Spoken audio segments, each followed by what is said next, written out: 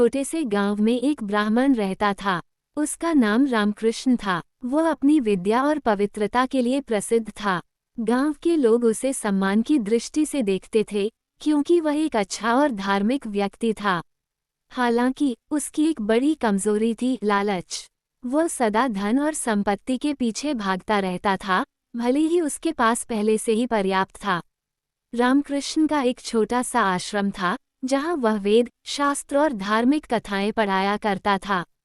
उसकी साधना में गहरी निष्ठा थी, लेकिन उसे हमेशा अधिक धन और ऐश्वर्य की इच्छा रहती थी।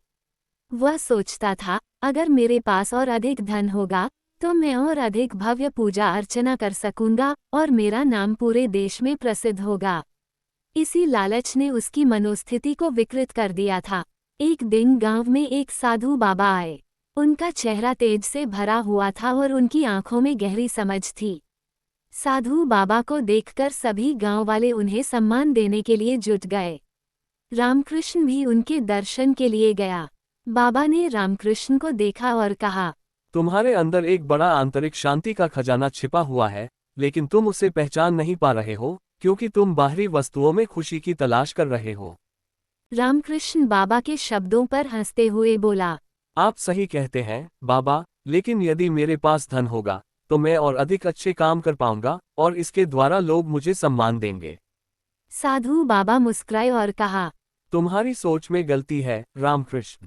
धन केवल एक साधन है, जीवन का उद्देश्य नहीं। बाबा के शब्द रामकृष्ण के दिल में गहरे उतर गए, लेकिन उसकी लालच इतनी अधिक थी कि वो उन शब्दों को पूरी तरह से समझ नहीं सका। अगले दिन बाबा ने रामकृष्ण से कहा, तुम एक वचन लो, मैं तुम्हें एक अमूल्य खजाना दूंगा, लेकिन तुम इसे केवल उसी स्थान पर खोज सकते हो जहां तुम पहले से ही हो। रामकृष्ण को यह वचन बड़ा आकर्षक लगा और उसने खुशी खुशी बाबा का वचन लिया। बाबा ने कहा, तुम्हारे पास जो कुछ है उसे संतुष्ट होकर स्वीकार करो। सच्चा खजाना तुम्हारे भीतर ही है। ये कहकर बाबा ने आश्रम छोड़ दिया और कुछ दिनों बाद वह गांव से चले गए। रामकृष्ण को बाबा के शब्दों ने उलझन में डाल दिया। वह सोचने लगा, खजाना तो मेरे पास पहले से है, लेकिन मुझे क्यों नहीं दिखाई देता। उसने बार बार उस खजाने की खोज की, लेकिन कुछ हाथ नहीं लगा। उसकी लालच और बढ़ गई। अब वो किसी भी हालत में धन की तलाश में था। एक दिन जब वह जंगल में भटक रहा था, उसने एक पुराने जर्जर कुएं के पास एक गहना पड़ा देखा। ये गहना अत्यंत कीमती और भव्य था। रामकृष्ण ने खुशी खुशी गहने को उठाया और उसे अपने पास रख लिया। वो बहुत खुश हुआ और सोचने लगा कि अब वो इस गहने को बेचकर काफी धन कमा सकता है। लेकिन जैसे ही उसने गहने को अपने पास रखा, एक आवाज आई, तुमने जो किया वह गलत है। वह गहना तुम्हारा नहीं है। तुमने उसे अपने लालच के कारण पाया है, न कि ईमानदारी से। यह आवाज वही बाबा की थी, जो कहीं न कहीं आसपास ही थे। रामकृष्ण ने गहना फेंक दिया और बाबा के पास दौड़ा। बाबा ने उसे देखकर कहा, अब तुम समझ गए हो रामकृष्ण।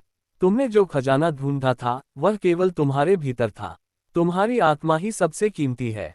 धन से ज्यादा कीमती संतोष और आत्मा की शांति है। इसीलिए तुम्हें बाहरी दुनिया में खजाना नहीं मिला। रामकृष्ण को अपनी गलती का एहसास हुआ। उसने गहने को छोड़ दिया और अब वो केवल अपनी साधना में ध्यान लगाने लगा। उसे यह समझ में आ गया कि सच्चा सुख बाहरी वस्तुओं में नहीं, बल्कि आंतरिक शांति में है।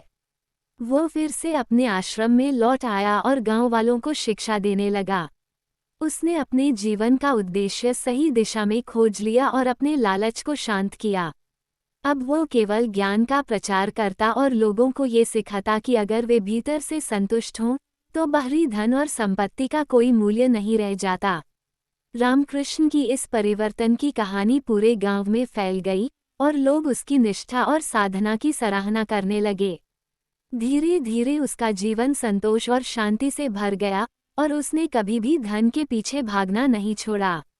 वह जान गया था कि सच्चा खजाना वह था जो उसे भीतर से मिल चुका था, आत्मा की शांति और संतोष।